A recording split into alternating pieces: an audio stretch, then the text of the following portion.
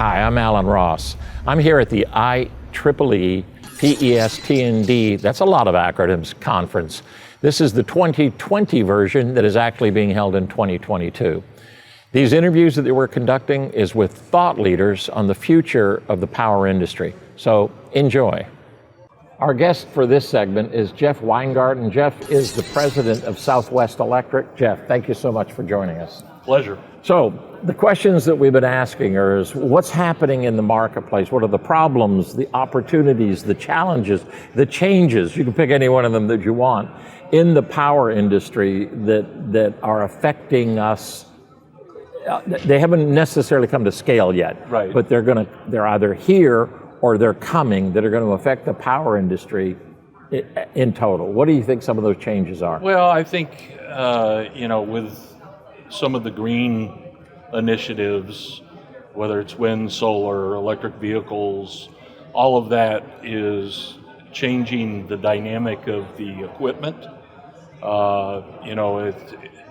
Historically, a utility that's running off of a standard, coal-fired generating plant or something like that deals with fairly clean power coming down the line. And, while the wind and the solar are all good methods for generating, they have their own anomalies on, creating levels of dirty power that, equipment manufacturers have to take into consideration. Can you say transients? Yeah, exactly. Yes. And harmonics and all sorts of strange things that go on. So there's going to be an evolution of equipment change, specification change coming out of the utilities and needing to cover these kind of new power quality issues that are out there.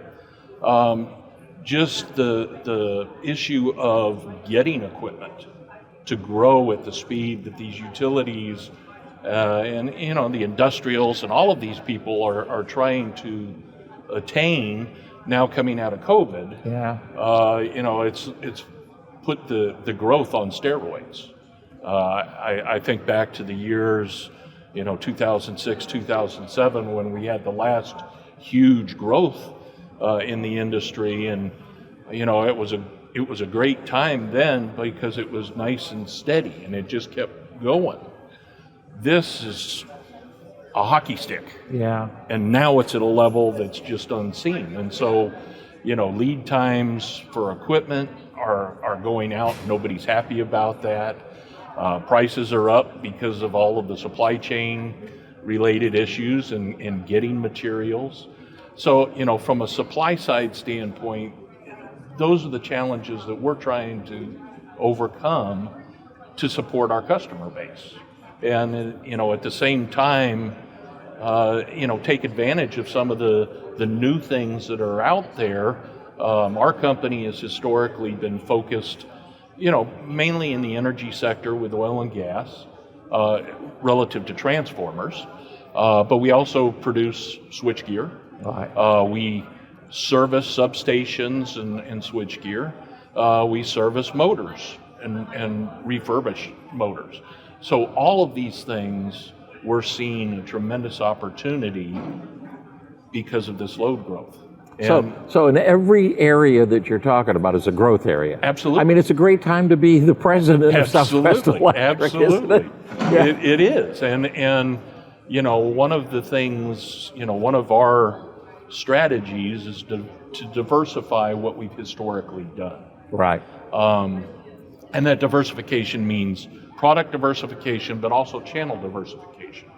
And that's one of the things that we're focused on here at IEEE is meeting and networking with new customers that we haven't historically worked with. Yeah. My history in the industry, is 30 plus years long, mainly in transformers, but I've done motor work in the past and things like that. But I was with ABB prior to this position. And so I know the utility sector very well, have dealt with the utilities for a long time. and the challenges that they are up against are huge. And so what we're trying to do is, get introduced into that and help out some of these people. We can't compete with the large producers from a volume standpoint, but we can do our part. Right. And help our company diversify and balance things out a little bit more so that the next time oil and gas crashes, we don't land so hard. Well, here's what's going to happen, because you won't have to rely on oil and gas crashing, but the expected demand, because of probably three main drivers. One of them is EVs, right? Electrification of transportation. Another one is, believe it or not, is data centers. Data centers have been reluctant to stay offshore anymore. Right. They're bringing things back to North America. Yep. Data centers require clean power and a lot of backup systems. And then they don't Bitcoin mine in China anymore. So guess what? Bitcoin mining comes here, takes up a lot of power, and suddenly you got to... We've already been involved with some of those projects. Yeah, and so you get those three things. Demand for power is just going to... And then you create power quality issues. That's right. It's coming. So it's a good time to be in the business that you're in. What are you doing, not so much now to mitigate some of the things that people... What is Southwest doing to position yourself for a different future, if anything? Well, like I said, we're trying to introduce a new view of customers, new markets, new segments. We pride ourselves on, whether it's switchgear or transformers, we can do most any design. Yeah. That's what we're good at, is taking a requirement and turning it into a design, no matter how hard it is. Right. We don't pride ourselves on being a repetitive cookie cutter transformer producer, because we just don't have that kind of infrastructure in our organization at this point in time. Maybe down the road we can improve that, but it's really being able to position ourselves and get involved with some of these new areas and see what kind of solutions we can bring. Right. And it's really just getting a focus on these areas outside of what we've historically done. Right. And so that's part of the reason why I brought my team here this year.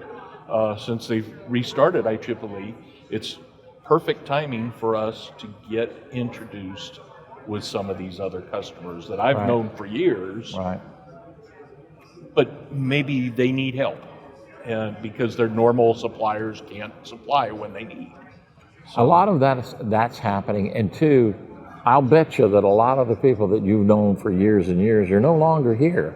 The COVID deal and the IEEE deal was we lost a lot of graybeards and a lot of gray matter that are not here anymore, and you get a lot of new younger people and not picking on them, but they don't have that legacy knowledge. That's right. So they're looking to vendors, they're looking to people for solutions that maybe the graybeard guy said, I know the solution, you just build it. Now these people are saying, I don't know what the solution is. Tell me what it is, and then build it, right? And that's one of the things that we've done. I made a conscious effort to really retool my engineering staff. Okay.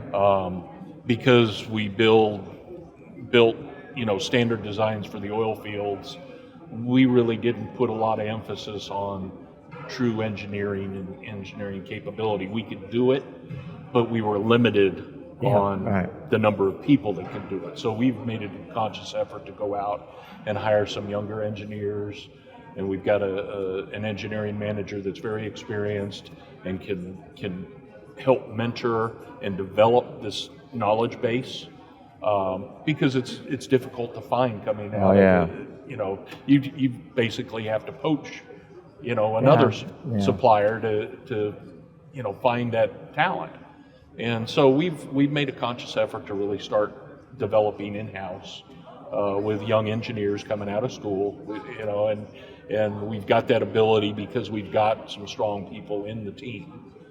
So it's developing that knowledge base, it's developing new channels to market, new customer base, and don't forget what we've always done. Yeah, right. Because it's a great piece of business. Right. but expanded. Right. And Excellent. that gives us the ability to invest. We've got some automated winding equipment coming in later this year that we've been able to invest in to help cover us and improve our throughput through the factory and all of that. We just put a new Amada laser up in our switchgear facility to do the housing for the switchgear, and taking what used to take hours to do is now minutes. And so it's just a way to continue to grow and improve our throughput so that we can grow with the need. Yeah. So I applaud those two things, the engineering, focusing more on engine, because I am an engineer, and all engineers all engineers need to eat. So for hiring them and training them up. And secondly, is we're going to have to, because of labor shortages and things, we're going to have to automate more systems. Absolutely. And it's hard to automate a lot in a transformer manufacturing. It's such a unique manufacturing process. So I applaud both of those. Final series, it's a question I really want to go down. IEEE. You're here. You brought your team. You're gaining more information. I'm talking about the people back at the plant, the engineers that you've got. What value is IEEE to you guys? We use it as an education medium, and to really network with other IEEE members. While a lot of times we may compete with others, there's a camaraderie, so to speak, where you can tap into old friends, old colleagues, and help grow. You got to step carefully and all of that. But I was kidding with my team here. I've been coming to these IEEE events for decades, and it's interesting in our industry.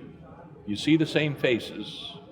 It's just the T-shirt or the golf shirt changes. There's a lot of that. And I'm one of those. I used to be, ABB for 28 years in transformers, and now I'm wearing a different shirt. That's right. But I see my old colleagues and friends and people that work for me, and very interesting. I met with an old colleague last night who had a bunch of people in, and had a young guy come up to me, and he says, "You probably don't remember me, but I was with what we called the POW program with ABB, and I came to your facility and I heard you talk, and you said some very pointed things that made me think about my future and what I wanted to do, and I just wanted you to know you made an impact on me." That's neat, isn't it? And so, that's us older guys that have been in the industry a long time, it's giving back and trying to develop that next level of people. And it's nice to know that a young twit listened. Yeah, it really is. It really is. It is good. Well, this has been great. Thank you so much, Jeff. I appreciate the opportunity. You doing this. Thank you very much.